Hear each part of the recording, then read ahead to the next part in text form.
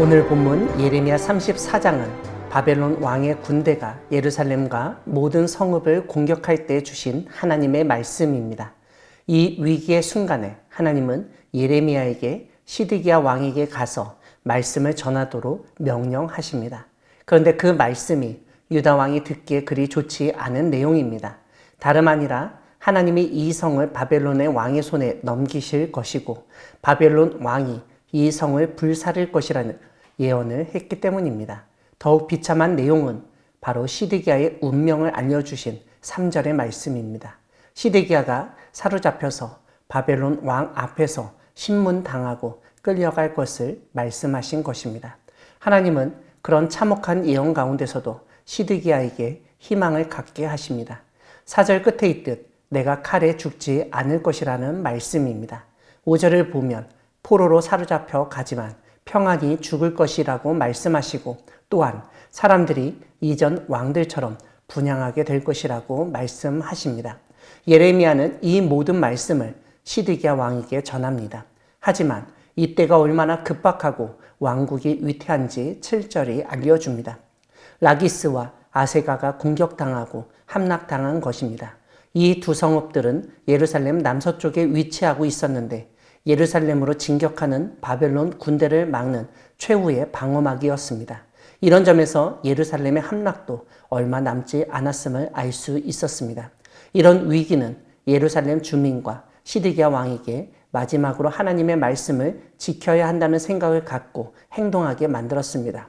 그래서 8절을 보면 시드기야 왕이 예루살렘 안에 있던 모든 백성들과 한 가지 계약을 체결합니다.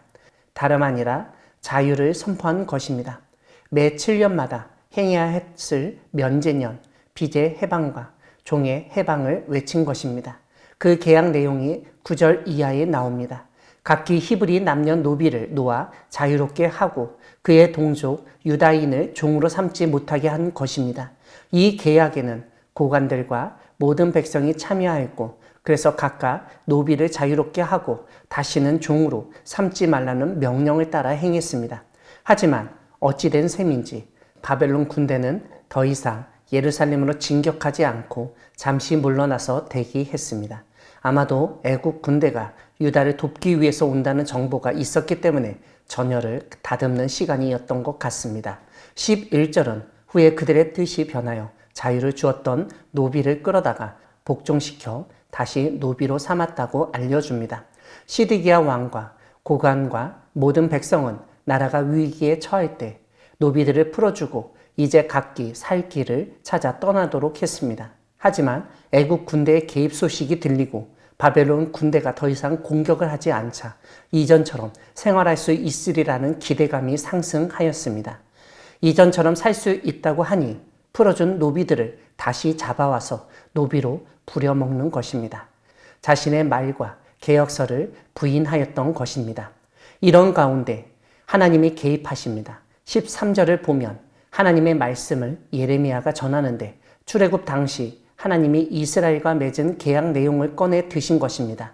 즉 히브리 사람이 팔려왔다면 7년 되는 해에 그를 놓아주라는 하나님의 말씀이 있었지만 이스라엘은 그 계약과 명령에 순종하지도 않고 지키지도 않았고 귀를 기울이지도 않았다고 지적하십니다. 그러나 시드기야 때 하나님 앞에서 바른 일을 행하여 이웃에게 자유를 선포하고 계약을 맺었으니 이제라도 지키기를 바라셨다는 것입니다. 하지만 이때도 지키지 않았기에 하나님 보시기에 이스라엘이 하나님의 이름을 더럽힌 것입니다. 그래서 하나님은 17절에서 심판을 선언하십니다. 그들이 하나님께 순종하지 않고 각기 형제와 이웃에게 자유를 선포한 것을 실행하지 않았으므로 하나님이 벌을 내리시겠다는 것입니다.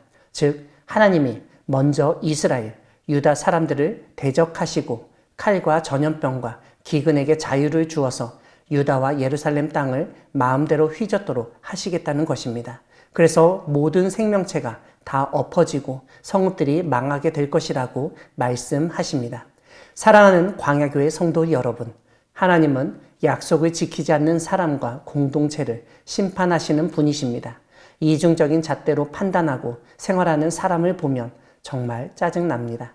내가 하면 로맨스이지만 남이 하면 불륜이라고 하는 것입니다.